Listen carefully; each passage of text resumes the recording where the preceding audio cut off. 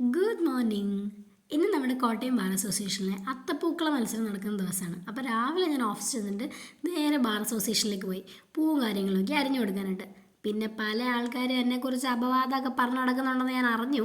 ഞാൻ കഴിക്കാൻ വേണ്ടി മാത്രം പോയതാണ്, പിന്നെ വിശപ്പ് കാരണം പൂവൊക്കെ വാരി കഴിക്കുന്നു എന്നൊക്കെ. കണ്ടോ ഗൈസ്, ഞാൻ പൂ നല്ല കുനു കുനു കുനു കുനു കുനാന്നറിയുന്ന വീഡിയോ ഒക്കെ എടുത്ത് വെച്ചിട്ടുണ്ട്. പിന്നെ എൻ്റെ കൂടെ പഠിച്ചവരെയും അല്ലാതെ പുതിയ കുറേ ആൾക്കാരെയൊക്കെ കാണുകയും പരിചയപ്പെടുകയും ഒക്കെ ചെയ്തു.